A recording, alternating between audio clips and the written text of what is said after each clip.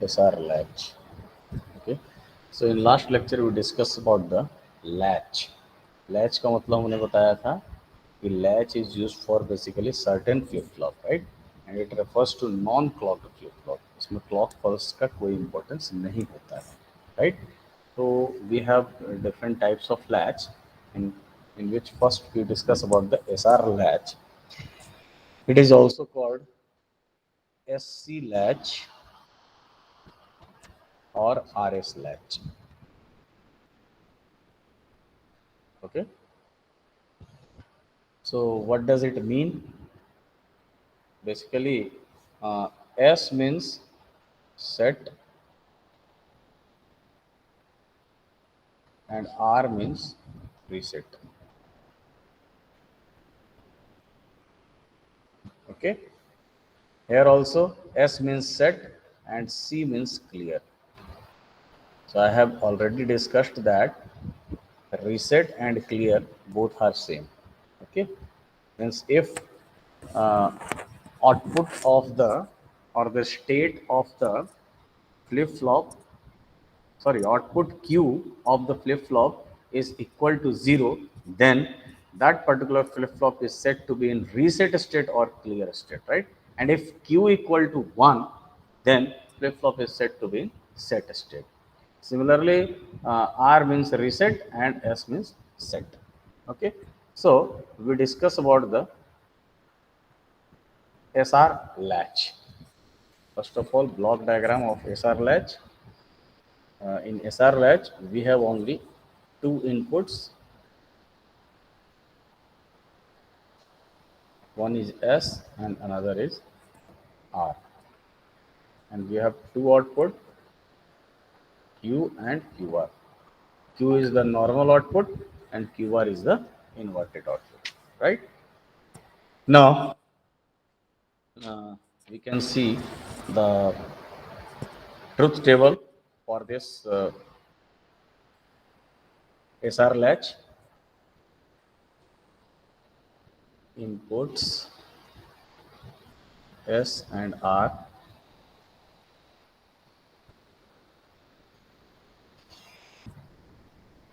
present state, present state. It may be represented by Qn, and then next state, and it can be represented by Qn plus 1. Then comments. Okay. So what is this present state and next state? I have already discussed about this. Present state is the state of the flip flop before the application of input. Means अभी हमने flip flop को input provide नहीं किया, तब उस flip flop का क्या state हो सकता है? Either it may be in set state और रीसेट स्टेट. तो ये स्टेट हो सकता है आइदर सेट या reset. So before the application of input, whatever be the state of the flip flop, that is called present state, and after the application of input, whatever be the state of the flip flop, that is called next state. Okay. So since we have two inputs, so different combination of the input will be 0 0, 0 1, 1 0, and 1. So these are the four combination. Okay. अब देखिए यहाँ पे कि अगर 0 0 है आपके पास,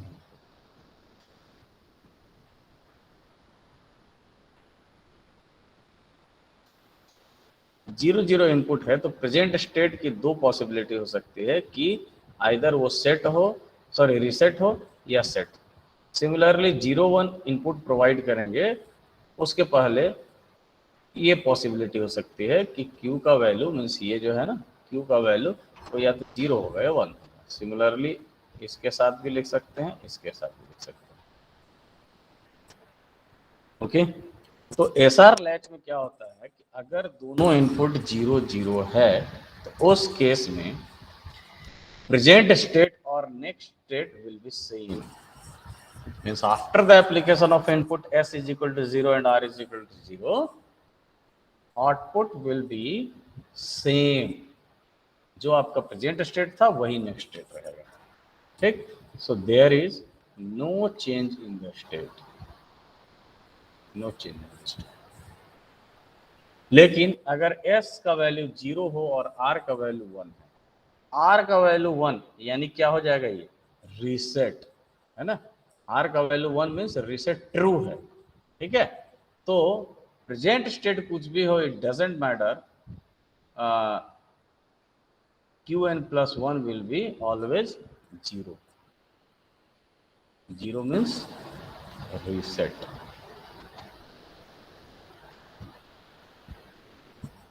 right. अब s का वैल्यू 1 है, r का वैल्यू 0. तो s का वैल्यू 1 मतलब s इज इक्वल टू 1 है, यानी सेट है. तो बेसिकली क्या हो जाएगा, फ्लिप फ्लॉप सेट मोड में चला जाएगा. यानी कि प्रेजेंट स्टेट कुछ भी हो, आपका नेक्स्ट स्टेट 1 ही रहेगा.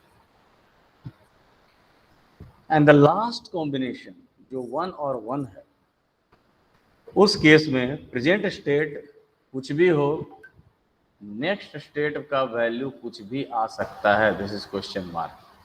Actually it is not defined. Not defined का मतलब क्या हो गया कि ऐसा भी हो सकता है कि ये 0 था. ठीक है. ये 0 था और इसका भी वैल्यू 0 आ जाए, जबकि ये दोनों अपोजिट आना चाहिए. अगर q का वैल्यू 0 है तो q बार का वैल्यू 1 आना चाहिए. लेकिन ऐसा भी हो सकता है स्थिति, या ये 1 ये भी 1 आ जाए, या ये भी हो सकता है ये 0 और ये 1 आए, ये 1 ये 0 आ जाए. सही भी आ सकता है. तो कोई भी स्टेट हो, प्रेजेंट स्टेट कुछ भी हो, उससे मतलब नहीं है. अगर s और r का वैल्यू आपने 1 दिया तो आपका ये नॉट डिफाइंड केस ही रहेगा. I hope clear to everybody. सबको समझ में आ रहा है? Yes sir. Okay fine.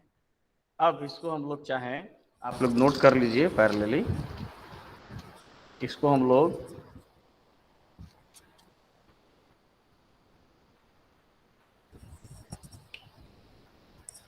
Summarised form में ट्रूथ टेबल बना सकते हैं. यस, आर क्यू और कमेंट्स.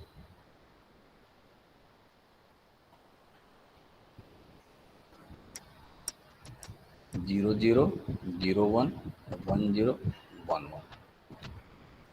0 0 के केस में Q0, 0 1 के केस में 0, 1 0 के केस में 1 और 1 1 के केस में not defined.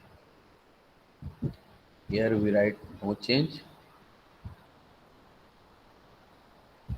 Here we can write a reset. Here set. Here not defined. ये समराइज्ड फॉर्म में आप ट्रूथ टेबल पर लिख सकते हैं.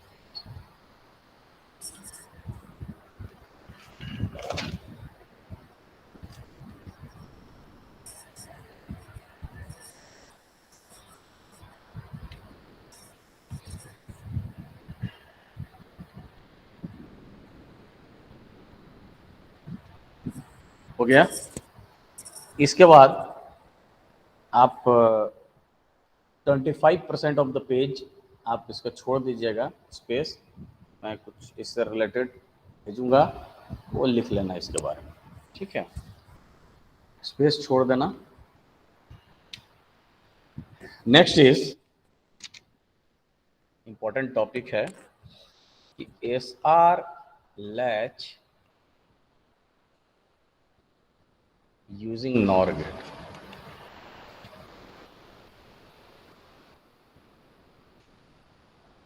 यूजिंग NOR मीन्स केवल NOR गेट का यूज करके SR लैच. ओके.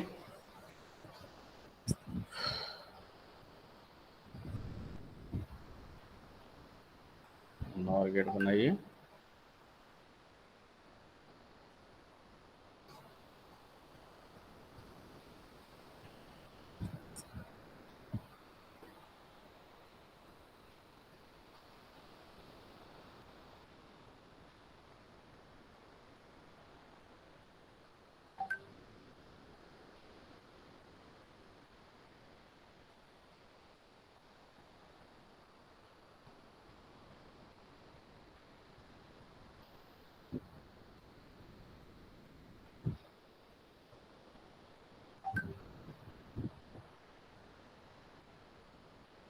यहाँ लिखेंगे R, यहाँ लिखेंगे S, यहाँ लिखेंगे Q, यहाँ लिखेंगे Q बार। अब इसको आप समझते हैं।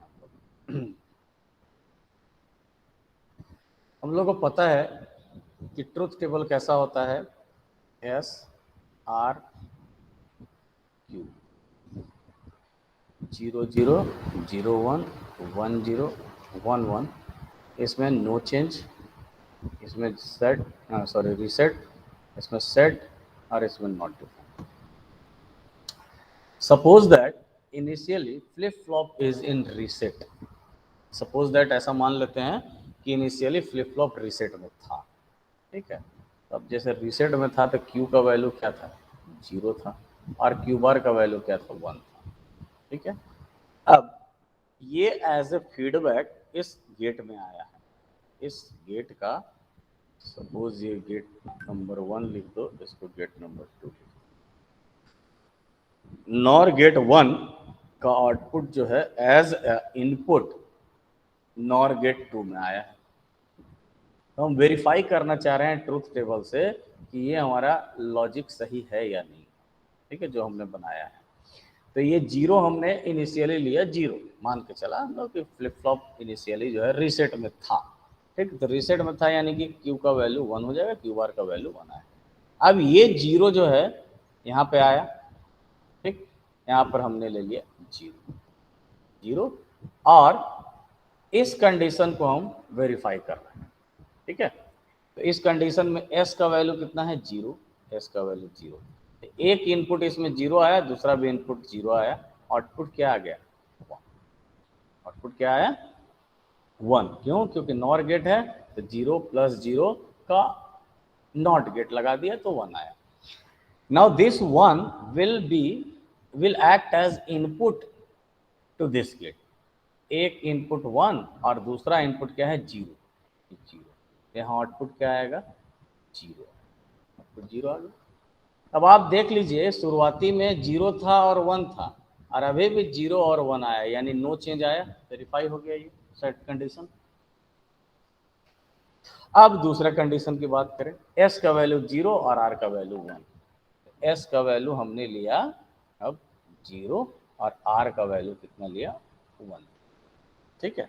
s का 0, r का 1। अब अगेन ये वैल्यू 0 आया, यानी ये 0 और 0 0 0 इनपुट देंगे तो यहाँ क्या आएगा, आउटपुट 1 आएगा, ठीक है। अब ये 1 एज ए इनपुट यहाँ चला गया और ऊपर में ऑलरेडी 1 था r का वैल्यू, क्योंकि ये वाला कंडीशन हम लोग देख रहे हैं, तो 1 1 का क्या वैल्यू आ जाएगा, 0 आएगा, ठीक है। यानी q का वैल्यू 0 आ गया, देखिए दूसरा कंडीशन सेटिस्फाई हो गया। अब तीसरी की बात करें, 1 और 0, ये 1 है और ये 0। अगर s का वैल्यू 1 है, ठीक है, और r का वैल्यू 0 है, ये रीसेट में था फ्लिप फ्लॉप मान के चलो, यहाँ से 0 आया, यानी 0 और 1, 0 1 का आउटपुट क्या आ जाना चाहिए, बताइए कोई, 0 1 का क्या हो जाएगा नॉर गेट का आउटपुट, 0। अब ये जो 0 है वो एज ए इनपुट, देखिए एज ए इनपुट यहाँ काम करेगा, यानी ये 0 और ये 0 दोनों का नॉर गेट में देंगे तो आउटपुट क्या आएगा, 1 आएगा। देखिए तीसरा कंडीशन सेटिस्फाई। बस ये तीनों कंडीशन को हम लोग देखेंगे, चेक करेंगे, हो गया। चौथा तो अनडिफाइंड है, कुछ भी आ सकता है। So if you want to design SR latch using NOR gate, then this will be the circuit diagram. Okay, now next is SR latch using NAND gate.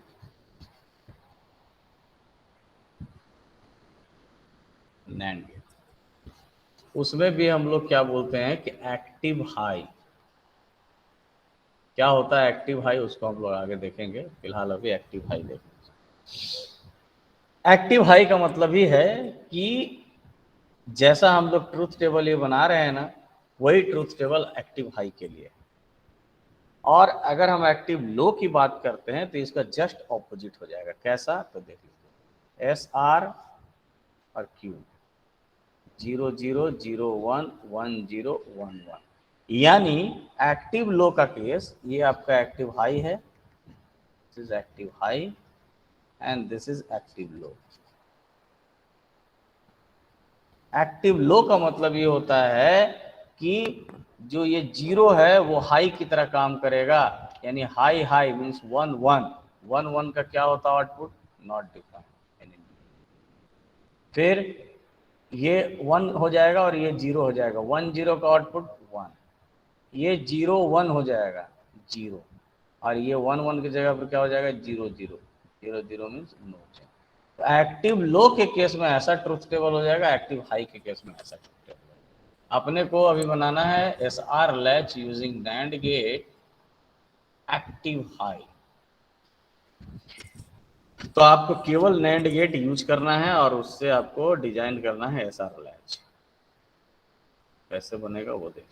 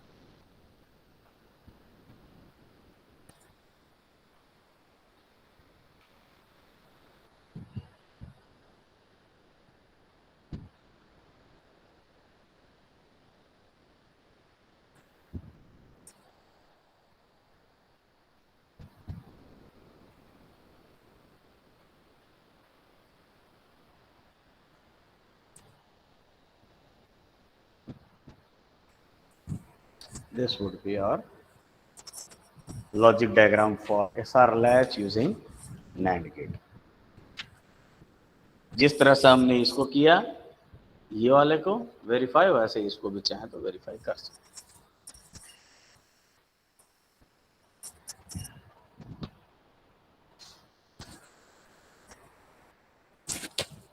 अब अगर अपने को बनाना है SR latch using NAND gate active low input, तो कैसा बनेगा।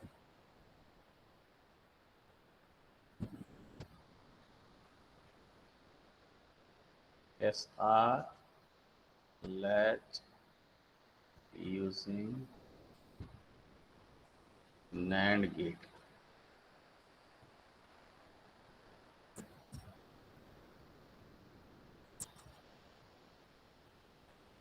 Active low input.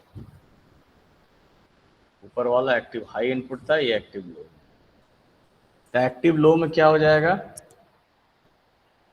कुछ नहीं है, नैंड गेट बनाएंगे, यहाँ भी एक और नैंड गेट ले लेंगे, जैसे फीडबैक देते हैं वैसे फीडबैक इसमें भी दीजिए।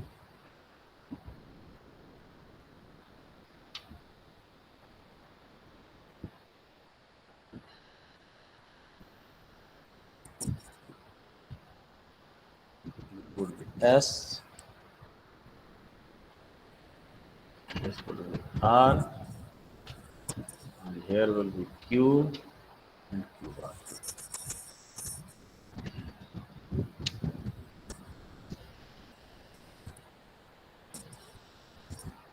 नोट कर लीजिए सभी लोग।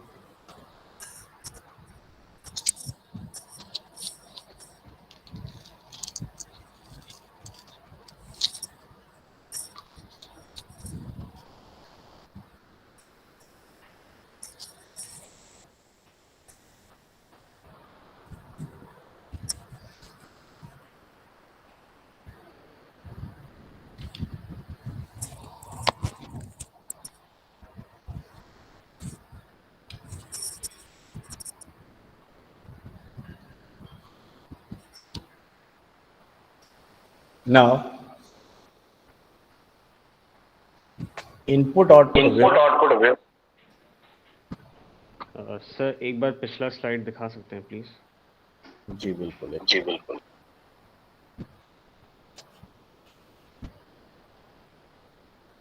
Input output waveform of SR latch, तो नोट कर लीजिए।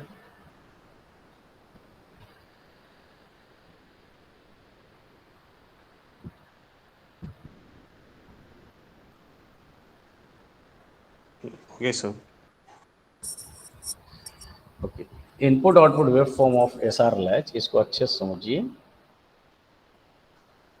इसमें ये बोल रहा है कि इनपुट के अकॉर्डिंग आउटपुट कैसे चेंज होता है, इसको अपने को समझना है। ठीक है,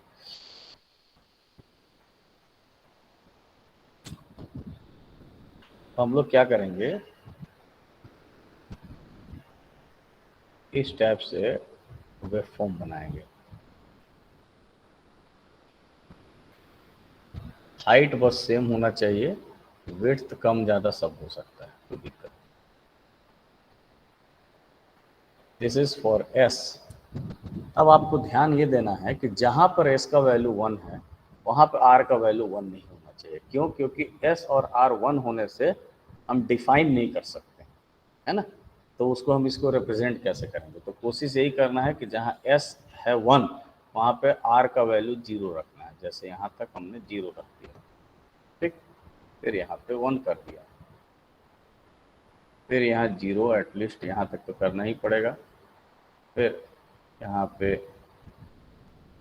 1 0 कर सकते हैं, ये भी 1, यहाँ पे 1, ठीक है। This is for R। ये अपने अपने हिसाब से आप बना सकते हैं, जरूरी नहीं है कि आप ऐसे ही बनाएं, अपने हिसाब से इसको बना सकते हैं। ठीक है, अब ध्यान ये देना है कि suppose that let initially flip flop या लैच इज इन, किसी को भी ले सकते हैं, आइदर सेट या रीसेट। सपोज दैट हमने सेट ले लिया, इनिशियली फ्लिप फ्लॉप और latch is in set mode. पहले क्या है, सेट में था, अब सेट में था यानी ये सपोज दैट Q है, यहाँ पे था, ये पॉइंट सेट का है। तो अब S का वैल्यू 0 है और R का वैल्यू 0 है, तो बोलता है क्या कि नो चेंज। कहाँ तक? यहाँ तक। ये देखिए, यहाँ तक नो चेंज हो जाएगा,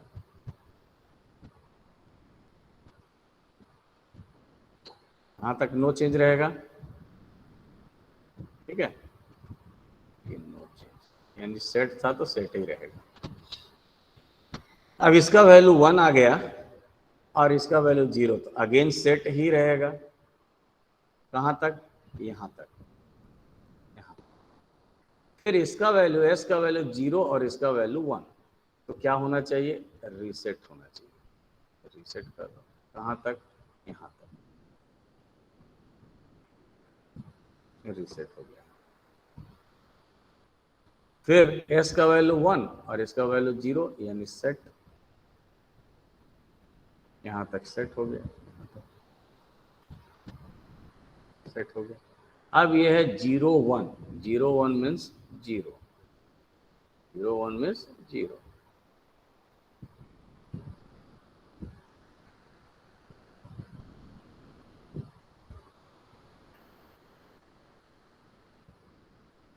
जीरो, 0 1 का मतलब 0 हो गया। अब यहाँ के बाद S का वैल्यू 0 ही है और इसका भी 0 है, यानी नो चेंज, यहाँ तक नो चेंज।